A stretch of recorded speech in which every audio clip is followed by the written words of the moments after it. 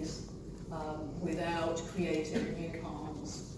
So a reform that wouldn't damage the institution of marriage, that none of us, any of us would want to do.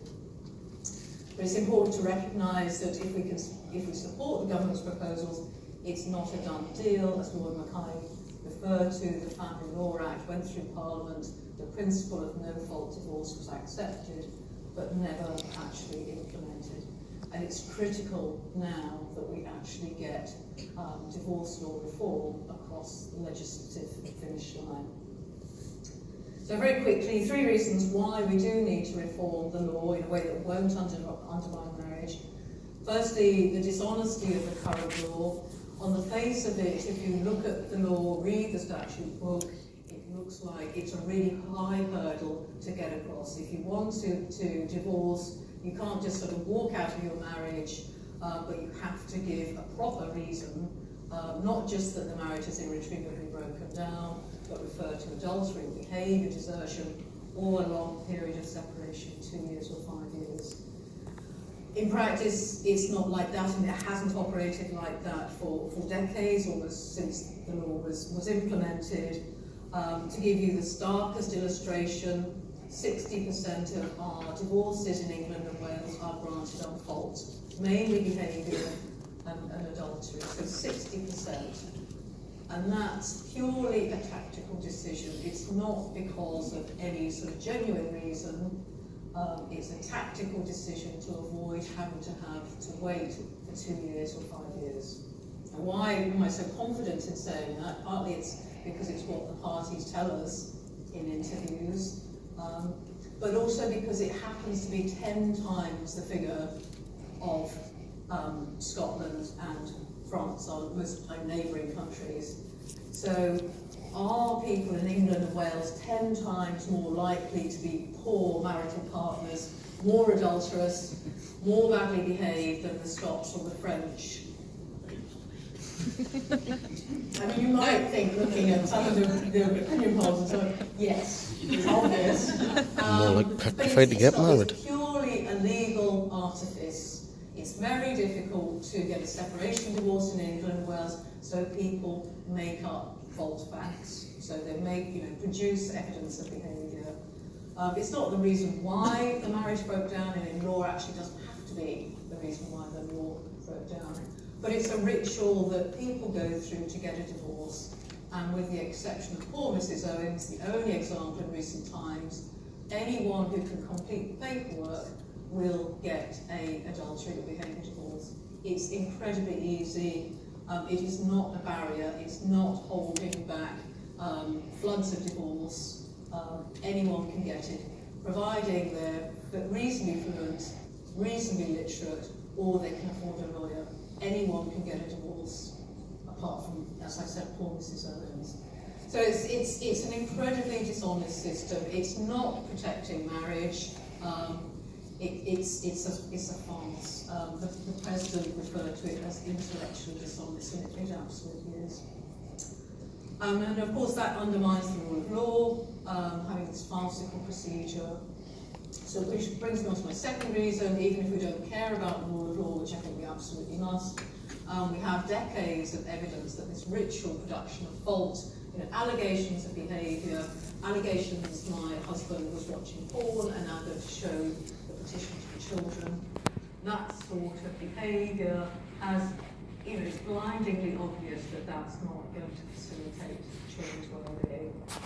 And these, again, reiterate the point, these are not marriages that have a hope of survival. These are marriages that have broken down, and we now need to work to the future to find a situation that will best help children through that process. There potentially is harm because the parents are separating, or it might be a better outcome for children, but how can we minimise the impact of harm? So the court cannot order the parents to get back together or to be happy. So all we can do is to minimise the impact of that harm. And making allegations of behaviour or adultery against the other party is absolutely contrary to what the family justice system is trying to do to try and improve the situation of children. But if the law did actually save marriage, as Rod is hoping it would do, you might say, well, the fakery and the making things up, the harm to children and the conflict, or maybe that's the price we have to pay to protect marriage. It's a high one, but maybe it's a reasonable price. But the problem is the law is not protecting marriage. False, allegations of fault. Can you imagine receiving a petition, a behaviour petition, through the post? That instantly undermines any prospect of reconciliation at that point. The idea that adulterous behaviour will improve things between the couple, rescue any minimal chance of reconciliation, it is fantasy in my view. And then forcing people to wait a long time to get their divorce, so 2 years or 5 years, is not going to change the situation.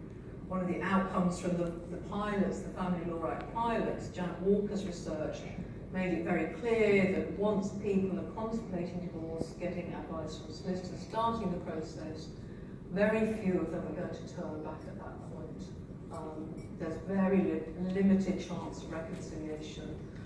And that is because people value their marriages. They've tried hard over a long time, possibly longer than they should have done, before they initiate the break.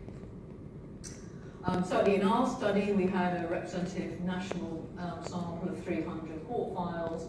Only one of those 300 stopped the process because they wanted an attempt at reconciliation. So forcing them to sit out a 2-year or 3-year or 5-year penalty is just making things difficult. It's keeping children in limbo. It means you can't sort out the finances finally, and you're not achieving anything. Very, very few of those people are going to reconcile. So 3 reasons why we should reform, and I think the proposals that the government have come through are absolutely excellent. I mean, they're very sensible, they're evidence-based, and very pragmatic. They won't prevent all conflict. I mean, we're saying the reason for reform is to minimise conflict. I think we have to be realistic. Some marriages will end up very messy. Some people, it's a highly emotional process that people usually don't want to have to go through. And the law cannot order peace and love, unfortunately. But what it won't do is needlessly inflame conflict, and that's what the law is doing currently. It will mean it will uphold the rule of law more effectively than now. There's no possibility of dishonesty and faking and making up your separation date, because it will be a forward-looking process. You can't adjust the dates. The respondent won't have to suck up allegations against them that they can't afford to defend. So it's going to be fairer between the parties. But also the proposal to have a 6-month notification period after decree nisi has been granted means it gives people time to think about children and finances, but without keeping everybody in limbo for years and years. So in my view, it strikes a balance between those who want or need a divorce, without having to have that very long wait, but at the same time being fair and kind to the person who hasn't initiated the divorce. It gives them time to adjust and come to terms with the situation without also facing a whole series of allegations about their behaviour. And I think crucially it treats the parties as adults. If they're adult enough to give their consent to the marriage, then they as adults, they're adult enough to know whether the relationship has broken down. So just finally finish, I think I must be heading towards the end of my 5 minutes, if not overshot. I think it's important to say, this isn't a revolutionary change. I mean, it's not, I know Rod is concerned about what this will do for marriage, but actually it'll be a very positive change in my view, but it's not a revolution at all. I mean, what it does, it retains the idea of irretrievable breakdown. It just changes how that's evidenced. But secondly, what it does do is bring the law into line with what actually happens in practice. At the moment, there's a big gap between what the law should be, or was originally intended to be, and how it actually happens on the ground. So as I've said, at the moment, just about everyone can get a divorce if they want one, and the average for 60% who go on a foreground will get their divorce in 6 months.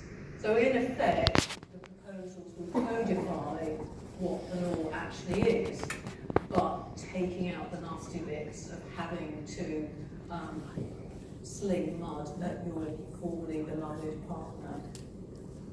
So I'm not expecting any, if the proposals are implemented, which I really hope that they are, it won't change anything. Just as many people will get divorced, just as many people will, relationships will break down. There may be a temporary spike as some, 2 and 5 years forward. But overall, the numbers I wouldn't anticipate will have any significant change at all. So it'll be the same number of people getting to the same destination, but they wouldn't have that obligatory car crash, a fault on the way, or have to take this endless detour of delay of 2 to 5 years. So it's a modest change in reality. Although I acknowledge that Rod thinks it's a revolutionary change. It's a modest change, but it will make things better for children, and it certainly won't make things worse. So huge thank you to the Lord Chancellor and the Minister for bringing the proposals forward. I'm looking at my watch and I can see time is marching on. I'm going to confine myself to the one subject that the other speakers have talked about, because we'll have to persuade the Times to do another evening when we cover the other 4 areas, because there simply isn't time now to do that. It's always very flattering when someone like Rod, who I have the greatest possible respect, and who on a Sunday morning I nearly always turn to first, because he makes me sort of feel better that there's someone out there fighting the good fight. And it's very gratifying when I hear him quoting our statistics, even if they are a little out of date. He said the cost of divorce, he said, was 46 billion. He's wrong. The cost of divorce, as at the latest count, is 51 billion, but it isn't the cost of divorce. It's the cost of family breakdown, which is a totally different thing. No, it's not. As I will explain to you. No, it's not. Sorry. I'm by myself here. To say that divorce and family breakdown, there is no connection between them, is one of the most fatuous things I think I have ever heard. Well, and I'm sorry, it is just disingenuous. It is, and you should be ashamed of it. It is not disingenuous, because it is totally disingenuous. It is not disingenuous, Rod, for this reason.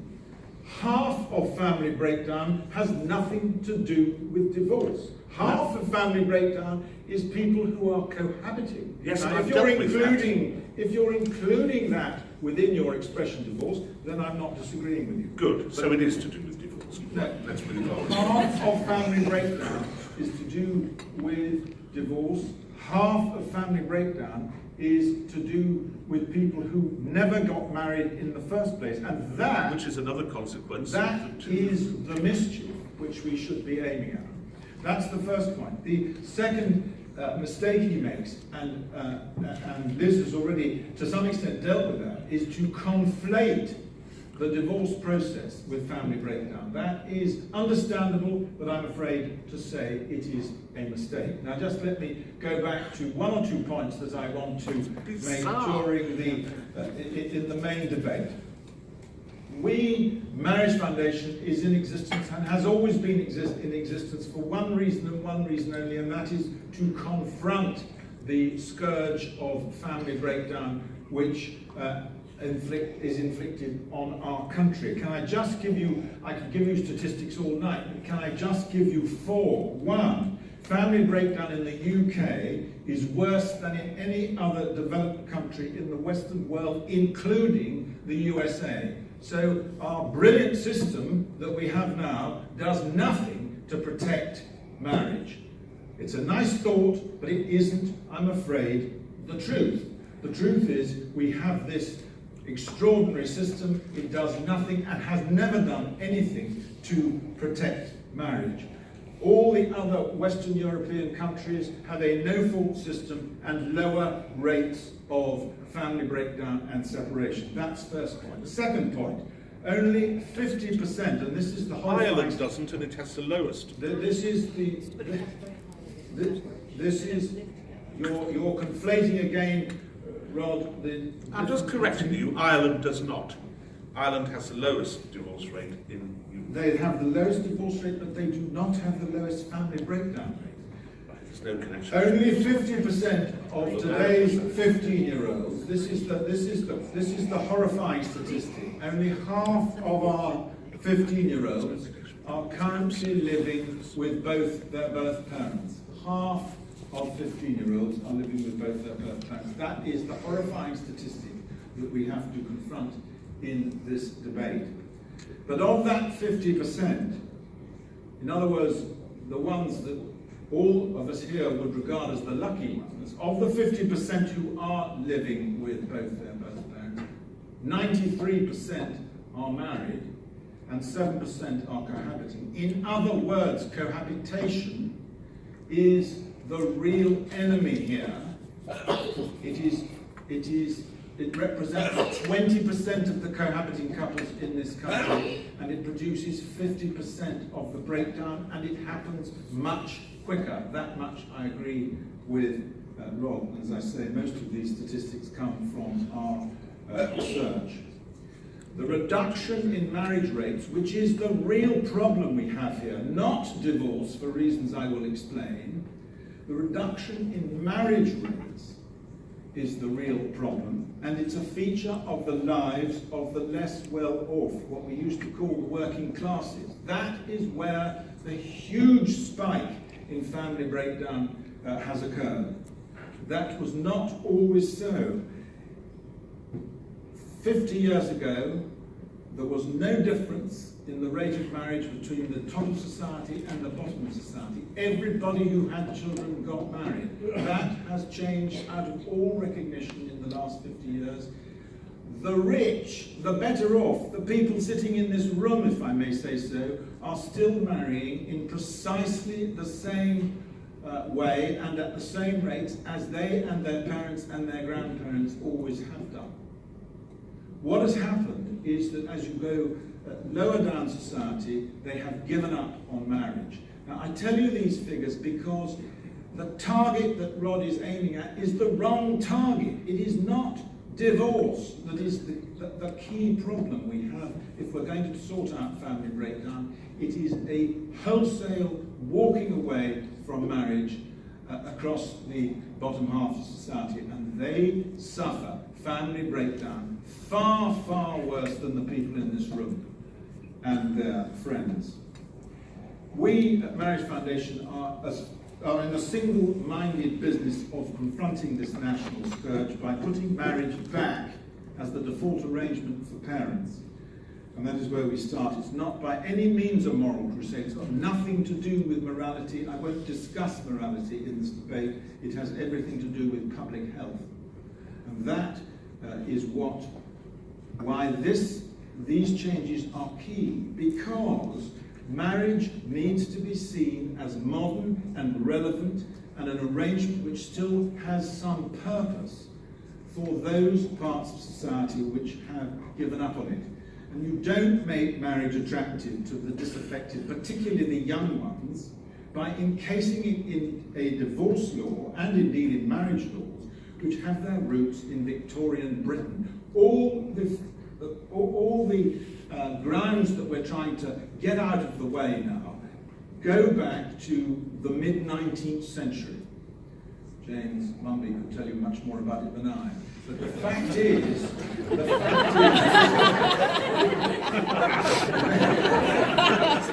seriously looking at the historian. The fact is that to continue to use expressions which require people to list the shortcomings of their partners is something that is no longer seen to be helpful in any other jurisdiction. And we have to be proactive, not just sit there saying, we won't have any change. We have to be proactive in making marriage relevant, making marriage modern, if you like. And it may not be palatable, but that is the fact. Unless we confront the fact that the largest section of society is giving up on marriage and try and put marriage back as the default arrangement for adults when they have children, this problem of family breakdown will continue to grow. And it is not. You're wrong. Can I say something? And it's not. No, you can't. I don't like to actually, because Val, you'll have your Can I just finish that? later, if I can, You will. because I think I've got quite an important point. I'm sure you have. I want to just cover two final points. The legal divorce process, the paperwork, has no effect whatever on the rate of family breakdown or the number of divorces. And you only have to look at the statistics over the last 50 years, apart from looking at them from abroad, to see that the legal arrangements, the legal paperwork has no effect on the rate of divorce. Consider this. The start of the big divorce problems, family breakdown problems, began in the 1960s, in what we call the swinging 60s, that period. Those of us who remember it, where I seem to miss out on all the fun. Even before the current divorce law, the one we're discussing now, was on the statute book. In other words, in the statute before the present one, the divorce had begun to take off in the 60s. Then the law changed in 1970 to the one we've got now. And I can just remember, there was a huge amount of fuss when it was brought in on the basis that it too would bring the end of marriage and the end of the world. Which it did. As we Which knew it did. It increased the number of divorces. Look, I mean, the law, let me finish. The law changed in for 10 minutes. I 1970. thought I'd try and get a word The in. law changed in 1970. It continued its trajectory completely unstopped by the change in the law. Since that, and that carried on until the 1990s. Since the middle of the 1990s, divorce has been on the decline. And it has been on a steady decline. And if you read your Times over the weekend, you will have seen. So are you saying that the Divorce Reform Act and 1973 legislation had no effect whatsoever on the rate of divorce? None. Right. I've got the I think that is statistics. another piece of disingenuity. The divorce rates went like that. They may have started earlier, but they were going like that and increased. Can I speak? Let him speak. It's finished now. Divorce, Q&A. since the 1990s, the divorce rate has dropped relentlessly. It is now one half of what it was 25 years ago. And this has to be seen in the context of those who believe that the process makes a difference. It doesn't make any difference. What makes a difference is the way people behave in society. Now, what has happened is that people are now marrying later. They're getting divorced. They're getting divorced in far fewer numbers, and the reasons are complicated and interesting, but they are not in any way affected by the paperwork that is used at the end of a dead marriage. The opponents, and of course Rod is one of them, say that to remove the remains of fault, insofar as it still exists nominally in the system, will send a message that the divorce is easy. All I can say is it doesn't seem to have sent any messages in the last 50 years. It has had no effect whatever on divorce rates at any time. The current system is not fault-based in any meaningful way. It is, as Mr. Trump would say, fake fault. It is a device used by people who want a quick divorce to ensure that they get their divorce within 3 months. So any change to that which enables the parties to have to stop and think for a much longer period, which is what the proposals now contemplate, and I have no fixed views about whether it's 6, 9 or 12 months at this stage. Anything that does that, I would suggest, can only prolong the process by which people think about these very important decisions, and it is more likely to reduce the rate of divorce. It certainly isn't going to slow up the rate at which Can I say something now? Now, just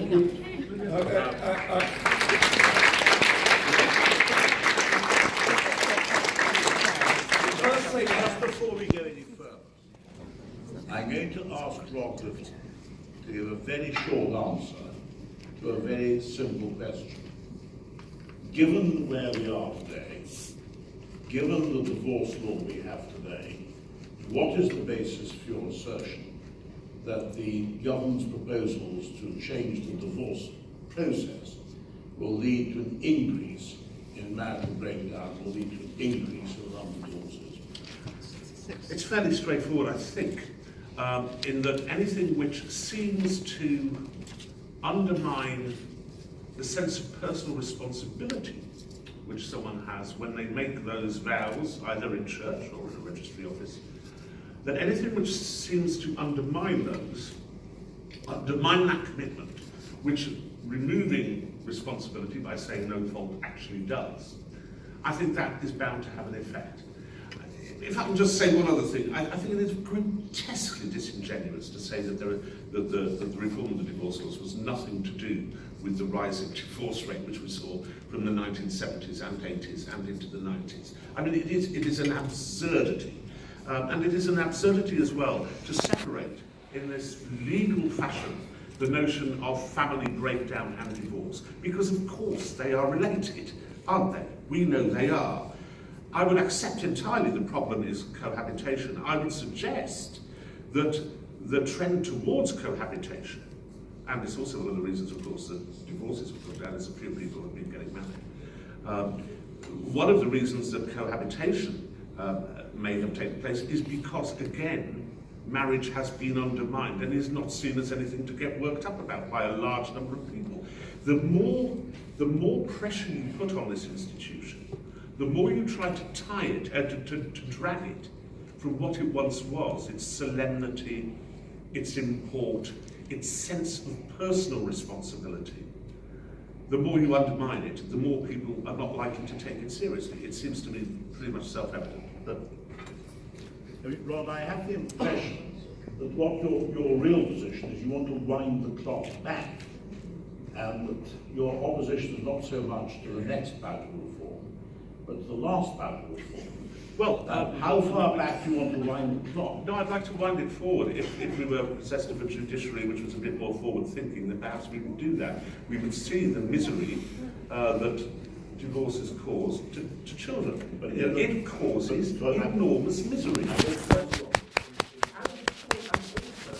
Absolutely. An awful lot of money. And the more we discover, I think, about evolutionary psychology, because I don't come at this from a religious perspective, I come at it from a scientific perspective.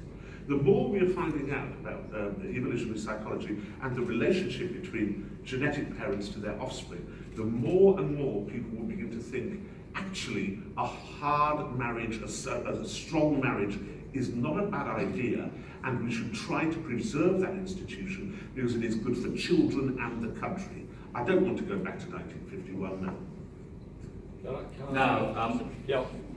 We're going to hang on just a minute. We're going to throw it over to the break. Now you've been trying to control yourself. No, I'm completely controlling myself. In about 19, Lord Mackay may get this better than me. In about 1982, my head of chambers, Joe Jackson, said, "There's this guy in Scotland, you've never heard of him, but he's going to be a great family lawyer and a great chancellor," and he proved to be so. But what I would say, also, what Joe Jackson said to me, who knew more about family law, actually, than any single individual in this room, including yourself, James, was that people always separated. They went to the magistrates' court. They got separation orders before the 1969 amendments. And there were no records kept in the magistrates' court. And Joe's view was that the rate of marriage breakdown during his career at the bar from, I think it was called about 1955, through to his death in about 1980 was basically static. But it was, well, I can bear that out to some extent, because when I started off at the bar and did family law, people said, you'll be going down to the police court, the magistrates' court, to deal with the family work. But then it became the county court after the 1969 Divorce Act. So I think basically the rate of relationship breakdown has been static, and that would be the view of my former head of chambers. Right, very good. Right, thanks. Moving on.